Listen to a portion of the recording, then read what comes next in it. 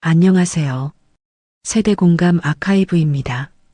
오늘 들려드릴 이야기는 며느리의 이중생활 에피소드 10번째 시간으로 3년 동안 돌봐온 며느리의 비밀입니다. 시어머니는 며느리가 돌봄 알바를 한다고만 알고 있었습니다. 보호자분이세요? 맞으시죠? 응급실에서 들려온 한 문장. 그 순간 며느리의 3년짜리 비밀이 무너졌습니다. 남편은 멍해졌고 시어머니는 말을 잃었습니다. 그리고 모두가 동시에 같은 질문을 떠올렸습니다. 도대체 누구를 돌보고 있었던 거야? 결혼 7년 동안 어떻게 이런 비밀을 한 번도 들키지 않을 수 있어? 겉보기엔 아무 문제 없는 가정이었습니다. 착한 며느리, 다정한 시어머니, 성실한 남편. 그런데 며느리는 매일 아침 9시부터 오후 4시까지 아무에게도 말 못할 곳에 다녀왔습니다. 정말 일하러 간다는 말이 사실이었을까요? 아니면 누군가를 만나러 간 걸까요? 끝까지 들으시면서 이 며느리의 선택이 옳았는지 판단해 주세요. 지금부터 그 이야기를 들려드리겠습니다. 이야기는 7년 전으로 거슬러 올라갑니다. 29살 민지는 남편 준호의 손을 잡고 결혼식을 올렸습니다. 그날 민지는 정말 행복해 보였습니다.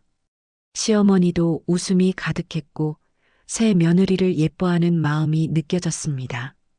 시어머니는 까다롭지 않았습니다. 오히려 배려가 많은 분이었습니다. 편하게 지내. 결혼했다고 다 내려놓을 필요 없어. 그 말에 민지는 한숨 돌렸죠. 하지만 마음속 깊은 곳에 한 가지 비밀이 있었습니다. 남편에게도 시댁에게도 하지 못한 이야기. 친정아버지가 혼자 사신다는 사실이었습니다. 민지의 어머니는 민지가 중학생일 때 돌아가셨습니다. 아버지는 재혼하지 않고 평생 혼자 지내셨습니다. 민지는 그런 아버지를 늘 챙겼습니다. 밥을 해드리고 약을 챙겨드리고 말벗도 되어드렸습니다. 결혼 전에는 그게 자연스러웠습니다. 직장에서 퇴근하면 바로 집으로 갔고 주말이면 아버지를 모시고 외식도 했습니다. 그게 민지에게는 당연한 하루였습니다. 하지만 결혼 후 분위기는 달랐습니다. 시댁 사람들은 나쁜 의도가 있는 건 아니었지만 이제 민지는 이 집 사람이라는 느낌을 자연스럽게 풍겼습니다. 식사는 함께 해야 하고 명절 준비는 기본이고 외식도 가족 단위였습니다. 민지는 눈치가 보였습니다. 오늘 아버지 좀 보고 올게요라는 말이 왠지 죄를 짓는 것처럼 느껴졌습니다. 아버지에게 전화가 올 때면 민지는 부지런히 조용한 곳으로 가서 통화했습니다. 민지야, 오늘도 바빴지? 괜찮다. 안 와도 된다. 아버지는 늘 그렇게 말했습니다. 그 말이 더 마음을 아프게 했습니다. 아버지가 미안해하는 게 느껴졌고 자기 때문에 부담을 줄까 걱정하는 게 느껴졌습니다. 결혼 초기에 민지는 매일 같은 생각을 했습니다. 나는 좋은 며느리여야 하나, 좋은 딸이어야 하나. 둘 다 잡고 싶었지만 누구에게도 그 고민을 털어놓을 수 없었습니다.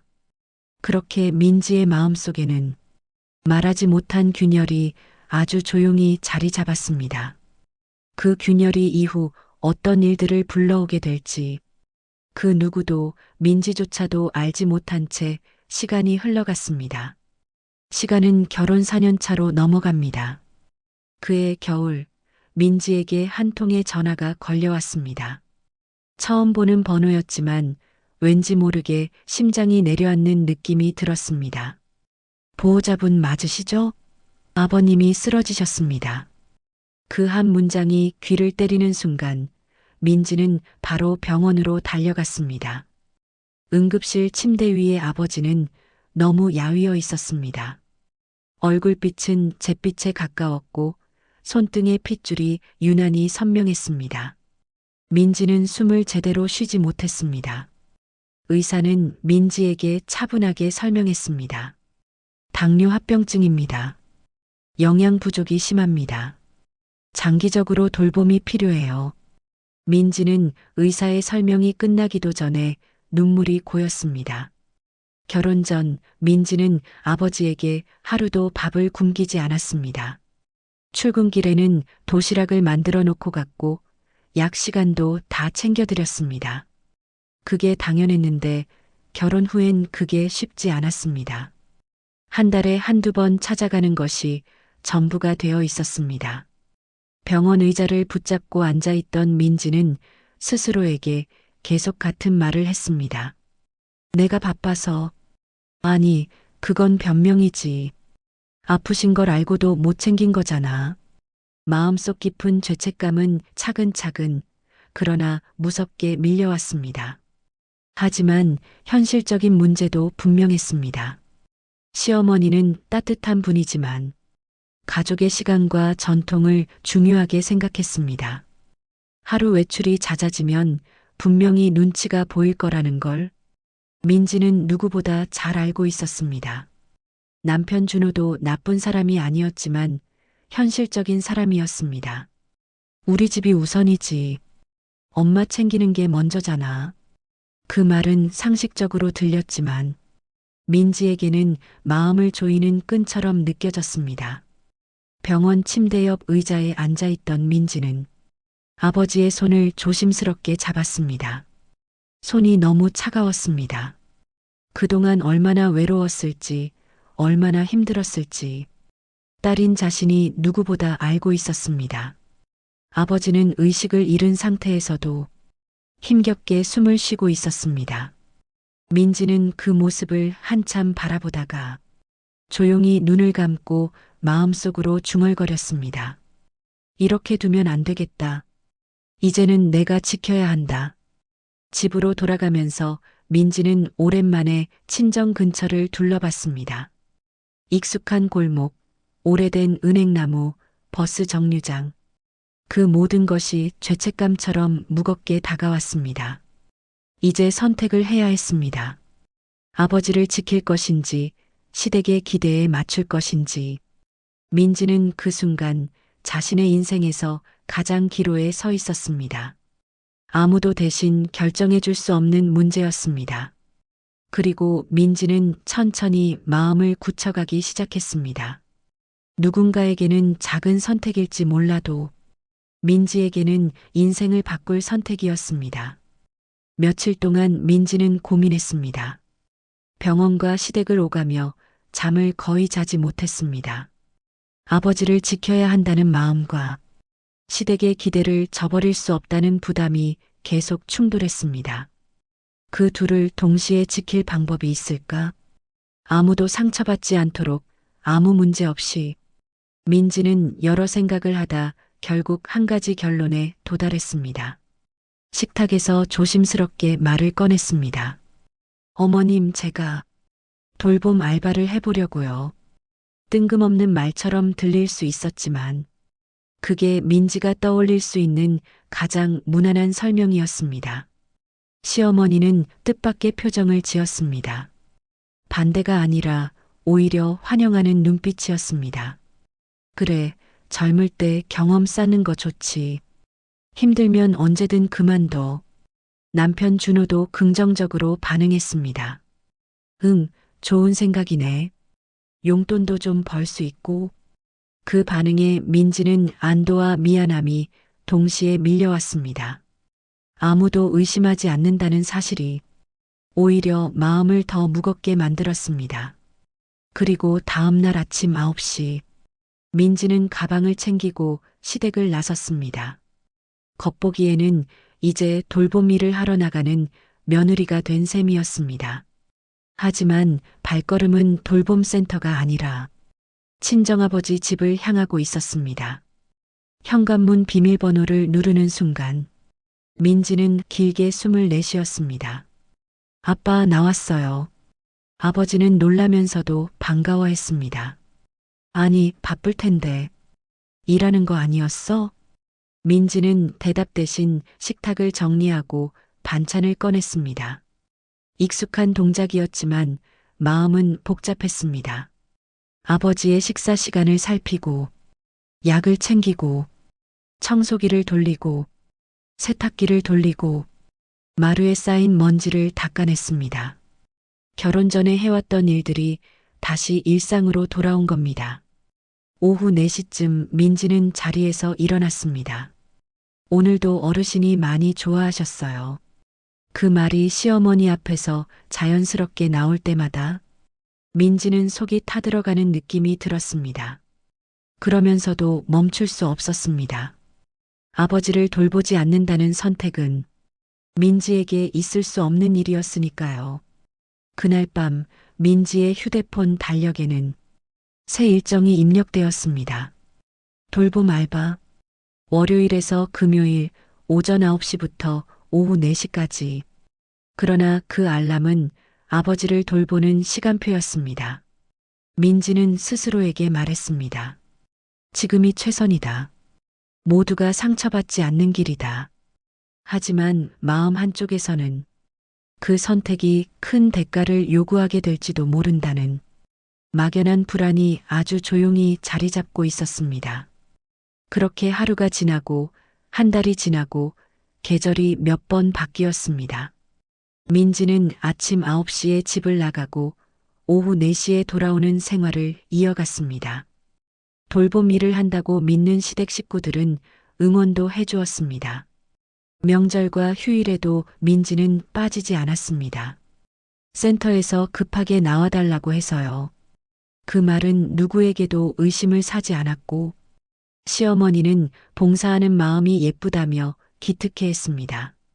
하지만 그 시간 민지는 친정아버지 곁에 있었습니다. 전처럼 식사를 챙기고 말벗이 되어드리고 병원 진료도 함께 갔습니다. 아버지는 딸의 마음을 누구보다 잘 알고 있었습니다. 민지야, 나 때문에 시댁에서 눈치 보는 거 아니냐? 그 질문이 나올 때마다 민지는 웃으며 고개를 저었습니다. 아니에요, 아빠. 제가 좋아서 하는 거예요. 대답은 항상 같았지만 그 말이 진심일수록 마음은 더 아팠습니다. 시댁으로 돌아가는 버스 안은 민지가 감정을 숨기지 않아도 되는 유일한 공간이었습니다. 창밖을 바라보다가 조용히 눈물을 흘리기도 했습니다. 누구에게도 털어놓을 수 없는 삶을 그저 혼자 감당해야 했기 때문입니다. 그렇다고 민지가 불행했던 건 아닙니다. 아버지가 식사를 잘 드시고 혈당 수치가 조금씩 좋아지고 표정이 밝아질 때면 그것만으로 하루를 버틸 힘이 생겼습니다. 그리고 시댁에서도 민지는 최선을 다했습니다. 집안일이 있으면 도왔고 모임이 있으면 빠지지 않았습니다. 겉으로 보기에는 모범 며느리에 가까웠습니다. 하지만 마음 한편에는 늘 불안이 있었습니다. 거짓말을 오래 이어오는 삶은 언제 들켜도 이상하지 않은 아슬아슬한 줄 위에 서 있는 것과 같았습니다. 밤에 누워 있으면 문득 이런 생각이 들기도 했습니다. 만약 들키면 어떻게 될까? 내가 얼마나 숨을 수 있을까? 그럴 때면 민지는 억지로 다른 생각을 떠올리며 잠들었습니다.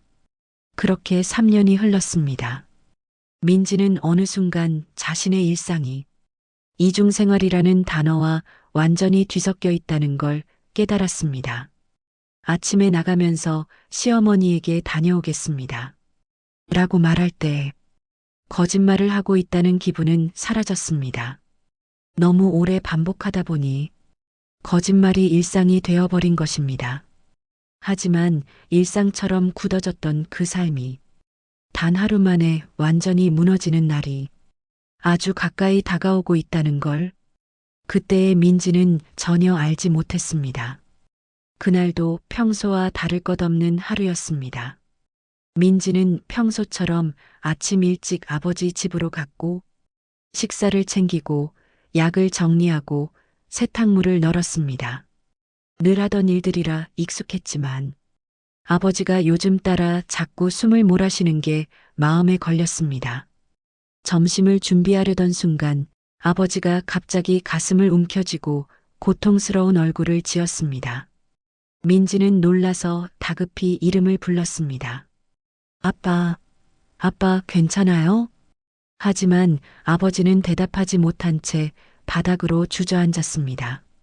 민지는 손이 떨리면서도 급히 119에 전화를 걸었습니다.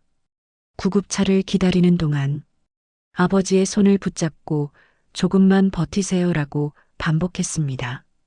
그 시간이 몇 분뿐이었는데 몇 시간처럼 느껴졌습니다. 구급차 안에서 사이렌이 울리는 동안 머릿속이 복잡했고 심장은 미친 듯 뛰었습니다. 혹시 오늘이 끝일까? 그 생각이 순간적으로 스치고 지나갔습니다. 병원에 도착하자마자 의료진이 아버지를 데려갔고 민지는 멍한 상태로 의자에 앉아 있었습니다. 그때 휴대폰이 울렸습니다. 남편 준호였습니다. 여보, 어디야? 엄마가 오늘 외식하자고 하셔. 민지는 숨을 한번 고르고 대답했습니다. 나 지금 병원이야. 준호는 놀라서 물었습니다. 다친 거야? 무슨 일인데? 민지는 잠시 망설이다가 늘 해왔던 거짓말을 그대로 이어갔습니다. 내가 돌보는 어르신이 쓰러지셔서 같이 왔어. 말을 하면서도 마음 한쪽이 찢어지는 느낌이 들었습니다. 남편은 곧바로 병원으로 온다고 했습니다. 그리고 예상대로 시어머니도 함께 오고 있었습니다. 민지는 그 사실을 듣자 가슴이 철렁 내려앉았습니다. 아버지가 누워있는 이 병원에서 모든 게 들킬 수밖에 없는 상황이었습니다. 얼마 후 응급실 복도에 시어머니와 남편이 도착했습니다. 시어머니는 걱정스러운 얼굴로 물었습니다.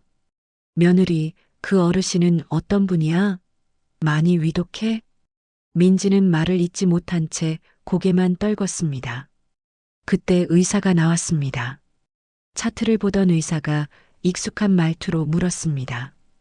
보호자분이세요? 따님 맞으시죠? 민지는 본능적으로 고개를 끄덕였습니다. 순간 복도 공기가 멈춘 듯 고요해졌습니다.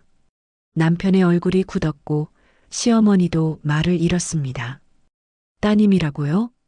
조용한 한마디가 민지의 가슴을 무너뜨렸습니다.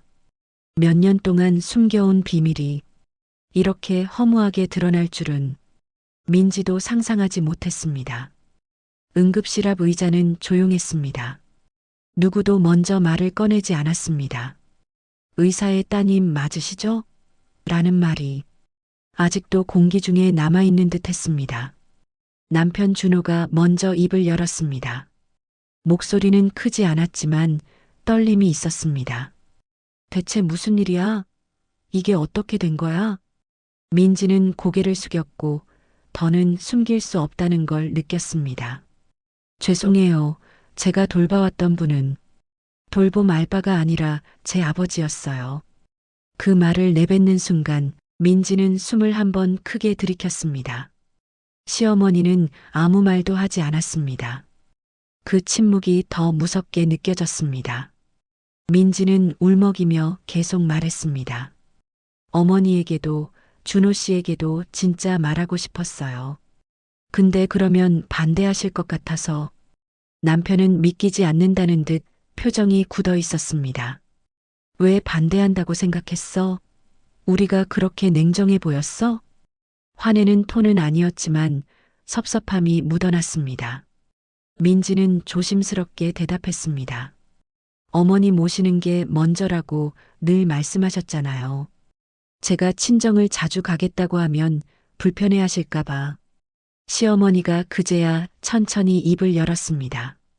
표정은 화도 실망도 아니었습니다. 다만 복잡한 감정이 뒤섞여 있는 듯 했습니다. 며느리, 내가 그렇게 무서웠니? 그 말에 민지는 눈물이 쏟아졌습니다. 죄송해요. 숨긴 건 잘못이에요. 하지만 아버지를 혼자 두고 싶지 않았어요. 시어머니는 한참 동안 말을 잇지 못했습니다. 그러다 작게 한숨을 내쉬며 자리에서 일어났습니다. 지금 중요한 건 그게 아니지. 그리고 응급실 문을 바라보며 말했습니다. 아버님이 위독하신데 어서 들어가 봐야지. 시어머니의 말과 행동에는 분노도 비난도 없었지만 그렇다고 완전히 용서의 분위기도 아니었습니다. 그저 현실을 먼저 받아들이려는 어른다운 태도였습니다. 남편 준호는 민지를 잠시 바라보다가 천천히 고개를 끄덕였습니다. 아직 정리가 되지 않은 얼굴이었지만 아버지의 상태가 우선이라는 건 분명했습니다. 민지는 두 사람의 걸음을 따라가면서 기분이 이상했습니다. 들킨 후 쏟아지는 비난을 견딜 각오를 했지만 그 누구도 소리를 지르지 않았습니다. 그게 오히려 마음을 더 아프게 했습니다. 응급실 문 앞에서 민지는 깊게 숨을 들이마셨습니다. 3년 동안 지켜온 비밀이 단 하루 만에 무너졌다는 사실이 아직도 실감나지 않았습니다. 하지만 지금은 후회나 변명보다 아버지의 생명이 먼저였습니다. 민지는 눈물을 닦고 천천히 병실 안으로 들어갔습니다. 무너진 건 거짓말이었지만 지켜야 할 사람은 여전히 그대로였습니다. 아버지는 다행히 큰 위기는 넘겼습니다. 의료진은 며칠 더 경과를 보면 안정될 것 같다고 말했습니다. 그 말을 듣는 순간 민지는 힘이 풀려 의자에 주저앉았습니다. 긴장이 한꺼번에 빠져나가는 느낌이었습니다. 회복 병실로 옮긴 뒤 시어머니는 조용히 침대 옆 의자에 앉았습니다. 민지도 옆에 있었고 남편 준호는 병실 입구 근처에 서 있었습니다. 누구도 먼저 말을 꺼내지 않았습니다. 잠시 뒤 아버지가 천천히 눈을 떴습니다. 민지를 보고 미소를 지었다가 곧 병실에 함께 있는 사람들을 바라보며 놀란 표정을 지었습니다. 혼란스러움이 얼굴에 그대로 드러났습니다. 민지는 가만히 아버지 손을 잡고 말했습니다. 아빠, 시어머님과 남편도 왔어요. 아버지는 서둘러 상체를 일으키려 했지만 몸이 약해 바로 힘이 빠졌습니다. 시어머니가 먼저 말을 건넸습니다. 차분하고 예의를 갖춘 목소리였습니다. 안녕하세요. 사돈어른. 많이 놀라셨죠? 아버지는 멋쩍은 듯 고개를 떨구었습니다. 죄송합니다. 저 때문에. 그 말에는 미안함과 고립된 삶의 흔적이 모두 담겨 있었습니다. 시어머니는 고개를 천천히 저었습니다. 아니에요. 오히려 제가 며느리를 너무 모른 척 했나 봐요. 그 문장은 비난도 책임도 아닌 스스로를 돌아보는 말에 가까웠습니다. 민지는 두 사람을 번갈아 쳐다보며 감정이 복잡하게 밀려오는 걸 느꼈습니다. 숨기고 싶어서 숨긴 진실이 이렇게 드러난 뒤에야 서로의 마음을 듣게 된다는 사실이 서글펐습니다. 남편 준호도 다가와 말했습니다. 장인어른, 놀라지 마세요. 그리고 죄송했습니다. 제가 너무 몰랐네요. 어색했지만 진심이 느껴지는 톤이었습니다. 아버지는 연신 손사래를 치며 말했습니다. 아닙니다. 민지 때문에 죄 지은 기분이었습니다. 결혼 생활에 짐이 될까봐 늘 걱정했습니다. 그 순간 시어머니가 말을 끊었습니다. 부모가 아픈데 자식이 돌보는 게 왜 짐이에요. 말은 짧았지만 힘이 있었고 그 한마디가 민지의 눈시울을 금방 뜨겁게 만들었습니다. 아버지는 천천히 고개를 들었습니다. 그제야 조금 마음이 풀린 듯 했습니다. 민지는 자리에서 몸을 내밀어 아버지를 가볍게 안았습니다. 아빠가 버텨줘서 다행이야. 그 말은 속으로만 하려 했지만 입 밖으로 흘러나왔습니다. 병실 공기는 조용했지만 그 조용함 속에는 서로를 조금 이해하게 된 마음, 그동안 보지 못했던 마음들이 천천히 쌓여갔습니다. 민지는 그날 아주 오랜만에 마음속에서 묵직하게 누르고 있던 돌이 조금은 내려가는 느낌을 받았습니다. 며칠 뒤 아버지의 퇴원 날짜가 나왔습니다. 그 소식을 들은 민지는 기쁜 마음보다 어쩐지 조심스러운 마음이 먼저 들었습니다. 그동안 감춰온 진실이 드러난 뒤 가족 분위기가 예전처럼 돌아갈지 걱정됐기 때문입니다. 하지만 병실 방문 시간에 맞춰 들어온 시어머니의 표정은 생각보다 훨씬 부드러웠습니다. 며느리, 오늘 장보기는 내가 했어. 퇴원하시면 드시기 편한 것들 위주로 사왔어. 그 말에는 다그침보다 배려에 가까운 온기가 있었습니다. 민지는 고개를 숙이며 감사합니다라고 말했습니다. 그 한마디를 하면서도 마음 한쪽에서는 안도감이 스며들었습니다. 아버지가 옷을 갈아입으며 준비하는 동안 남편 준호가 조용히 말을 꺼냈습니다. 여보, 앞으로 아버님 모시는 건 나도 같이 도울게. 당신 혼자 하지 말고. 그 말은 사과도 변명도 아니었지만 그저 마음을 내어주는 느낌이었습니다. 민지는 순간 울음이 북받쳐올 뻔했지만 아버지가 불편해하실까봐 한숨처럼 들이켜 삼켰습니다. 응, 고마워. 짧은 대답이었지만 마음은 꽉 채워진 느낌이었습니다. 퇴원 절차를 마친 뒤 가족은 함께 병원을 나섰습니다. 그 장면은 민지가 상상해 본 적 없는 모습이었습니다. 아버지, 남편, 시어머니, 세 사람이 한 공간에 있는 것만으로도 기묘한 울림이 있었습니다. 차로 이동하는 동안 시어머니가 말했습니다. 며느리, 앞으로 친정아버님 모시는 문제 다시 숨기면 용서 안 한다? 순간 농담인지 진심인지 몰랐지만 시어머니는 곧 부드럽게 웃으며 말을 이었습니다. 숨기지 마. 가족 일인데 왜 혼자 짊어져. 그 한 문장이 3년 동안 쌓여있던 민지의 긴장을 거의 다 녹였습니다. 아버지가 조심스럽게 화제를 돌렸습니다. 제가 부담되면 가까운 곳에 요양보호사 쓰는 게. 그러자 시어머니가 곧장 말을 잘랐습니다. 아니요. 가족끼리 해결하면 돼요. 필요하면 나도 같이 돕죠. 아버지는 잠시 말문이 막힌 듯 그저 고개를 끄덕였습니다. 그 모습은 평생 혼자 살아온 사람의 조심스러운 안도감이 느껴졌습니다. 집에 도착하자 남편이 아버지를 부축했습니다. 그 모습도 민지에게는 낯설었지만 보고 싶었던 그림이기도 했습니다. 그날 밤 민지는 오랜만에 평온한 마음으로 잠들었습니다. 모든 게 완전히 해결된 건 아니었지만 무너진 관계를 다시 쌓아가는 첫 단추가 드디어 끼워졌다는 걸 느꼈습니다. 그리고 마음속으로 한 가지를 다짐했습니다. 이제는 숨기지 않을 거야. 누구도 아프지 않게, 나도 아프지 않게. 그 다짐은 조용하지만 단단했습니다. 며칠 후 따뜻한 봄바람이 부는 일요일, 민지는 아버지를 모시고 시댁으로 향했습니다. 처음에는 어색하지 않을까 걱정했지만 막상 문을 열고 들어가자 시어머니가 환하게 웃으며 맞아주었습니다. 식탁에는 큰 상차림이 있는 건 아니었습니다. 하지만 정갈하게 놓인 반찬들이 준비한 사람의 마음을 그대로 보여주고 있었습니다.